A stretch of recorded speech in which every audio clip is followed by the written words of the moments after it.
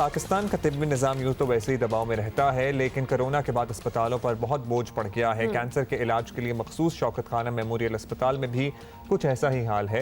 यहाँ कैंसर के मरीजों के साथ साथ कोरोना के मरीजों को भी देखा जा रहा है, विच इज़ कमेंडेबल। और बड़े स्ट्रॉन्ग प्रोटोकॉल्स चाहिए क्योंकि कैंसर पेशेंट्स वैसे ही बड़े इम्यूनिटी लेवल उनमें बहुत कम होता है। अच्छी बात यह है कि अब तक ये काम बड़े मुनज़्ज़म अंदाज में चल रहा है और ये कैसे मुमकिन बनाया जा रहा है, इस पर हम बात करेंगे। शौकत खानम अस्पताल के chief medical officer doctor Asim Yusuf ने हमें ज्वाइन किया। डॉक्टर साहब, सबसे पहले तो आपसे यही पूछा जाएंगे कि इतना ये बिजी अस्पताल है, पूरे पाकिस्तान से कैंसर पेशेंट्स यहाँ अपना इलाज कराने आते हैं। अब ऑब्वियसली कोरोना वायरस की वजह से सारी अटेंशन जो है वो उस तरफ भी जा रही है, तो आपने किस तरह मैनेज किया कि क्या कोई एरिया ऑफ द हॉस्पिटल मुख्तस कर दिया कोरोना वायरस पेशेंट्स के लिए, कोई आइसोलेशन वार्ड्स बना दी, डिवीजन किस तरह की? जी शुक्रिया मुझे इनवाइट करने का।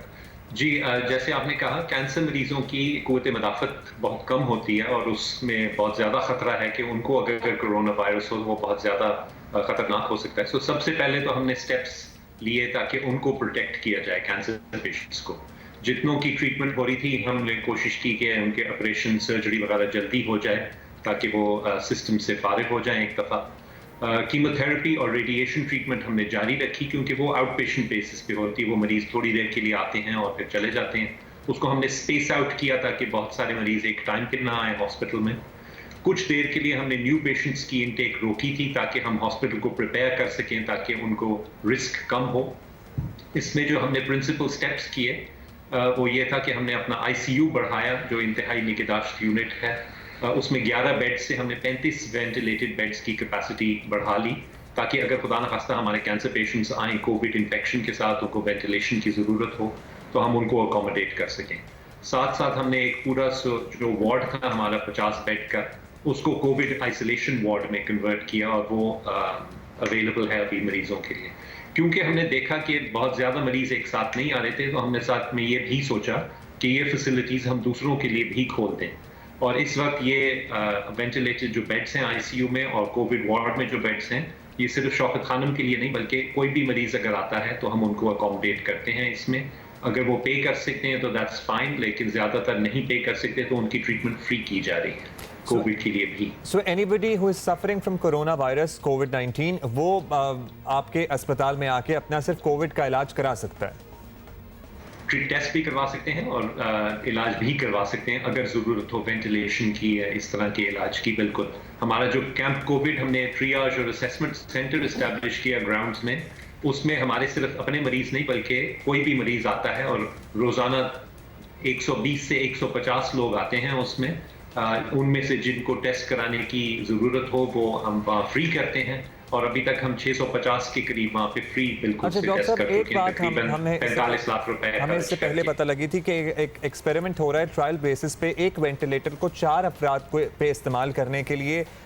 लाहौर में ये स्टूडेंट्स ने एक डिवाइस बनाई थी, उसे क्या कह लें, वो शौकत खानम में ही ट्रायल चल रहा था। तो आप उसके बारे हमें बता सकते हैं कुछ, if you have any knowledge of that, कि वो कामयाब है, वो इज़ इट वर्किंग? जी वो एक डिवाइस टेस्ट की थी किसी ने हमारे यहाँ आके। हमारे यहाँ एक्चुअली वो ट्रायल नहीं था, किसी ने कहीं और वो डिवाइस की थी या बनाई थी। उन्होंने हमें रिक्वेस्ट की थी कि अगर कोई वेंटिलेटर हो जो इस्तेमाल नहीं हो रहा उस पर वो चेक कर सकें। तो उन्होंने वो चेक ज़रूर किया था और वो डिवाइस अवेलेबल है मेरे ख्याल से। उसमें प्रॉब्लम सिर्फ ये है कि आपने वेंटिलेटर की सेटिंग्स फिर बदल नहीं सकते मरीजों के दरमियान। तो अगर 4 मरीज हों जिनका वजन तकरीबन 1 हो, जिनकी ट्रीटमेंट मोर और लेस 1 हो, वेंटिलेटर रिक्वायरमेंट्स 1 हो, तो फिर वो इस्तेमाल हो सकता है 4 मरीजों पे, वरना एवरीडे प्रैक्टिस में मेरे ख्याल से वो इतना आसान नहीं है इस्तेमाल करना। राइट डॉक्टर साहब, आपसे ये भी पूछना चाहेंगे क्योंकि अब डॉक्टर्स बड़े वल्नरेबल हैं इस वक्त, क्योंकि just before talking to you हम साउथ पंजाब की भी बात कर रहे थे। मुल्तान में भी कुछ डॉक्टर्स जो हैं, काफ़ी ज़्यादा डॉक्टर्स जो हैं वो कोविड-19 से वाइल ट्रीटिंग अदर पेशेंट्स वो खुद भी मुतासर हुए।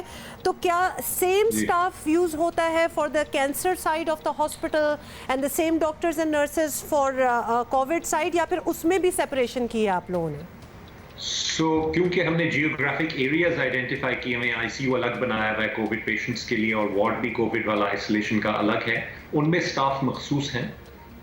लेकिन इन एनी केस हम सारे स्टाफ की रोज़ाना स्क्रीनिंग करते हैं। हर शिफ्ट पे सारा स्टाफ एंटर करने से पहले स्क्रीन किया जाता है कि उनको कोई सिम्टम्स तो नहीं है जो सजेस्टिव हों कोविड के। अगर किसी को भी खांसी या बुखार या नज़ला वाले सिम्टम्स हों या जिस्म में दर्द हो रहा हो तो वो कैंप कोविड में पहले जाते हैं, उनकी स्क्रीनिंग होती है। अगर लगे कि उनको नाना खास्ता हो सकता है, उनका टेस्ट करके उनको घर भेज दिया जाता है जब तक टेस्ट वापस नहीं आता। अच्छा डॉक्टर साहब, क्विकली ब्रीफली हम आपसे जानना चाहेंगे, अब रमज़ान भी ज़ाहिर है ऑलमोस्ट देयर एंड लोग रमज़ान में बहुत ज़्यादा ज़कात और खैरात वगैरह निकालते हैं और शौकत खानम में बहुत बड़ा एक हिस्सा उन मरीज़ों को जाता है जो अपना इलाज नहीं करवा सकते। तो फंड रेजिंग के लिए कुछ अफेक्ट हुआ है बिकॉज ऑफ कोरोना? आपको पहले से ज़्यादा फंड्स आ रहे हैं, कम फंड्स आ रहे हैं? आप कोई अपील करना चाहें तो हमारा प्लेटफॉर्म आपके लिए हाजिर है। बहुत शुक्रिया जी। यस, आई थिंक सबसे पहले तो मैं ये कहना चाहता हूँ कि जो टेम्पररी रिस्ट्रिक्शन थी मरीजों पे वो अब लिफ्ट हो चुकी है। हमारे वॉक इन क्लिनिक भी खुल गए हैं, तो लाहौर में और पेशावर में हम नए कैंसर पेशेंट्स ले रहे हैं। जैसे हम हमेशा 75% से ज़्यादा मरीजों का फ्री इलाज करते हैं, वो जारी है। इस वक्त हम सिर्फ कैंसर नहीं बल्कि कोरोना के खिलाफ भी जंग लड़ रहे हैं, अपना हिस्सा डालने की कोशिश कर रहे हैं इस कौमी जो महाज है इस वक्त। और इसके लिए हम अपील करते हैं अपने सपोर्टर्स को, डोनर्स को जो हमेशा से हमें देते आए हैं पैसे। आगे रमज़ान आ रहा है, ज़कात का सीज़न है, तो हमें याद रखें और ये याद रखें ख़ास तौर पे कि हम इस दफ़ा एक महाज पे नहीं बल्कि 2 महाजों पे लड़ रहे हैं, both cancer and corona virus के खिलाफ। तो जितना लोग सपोर्ट हमें कर सकें हम वो चाहते हैं कि वो प्लीज़ करें। और आपका भी हम शुक्रिया करना चाहते हैं कि आपने हमें ये प्लेटफॉर्म दिया, ये मैसेज पहुँचाने की ऑडियंस तक।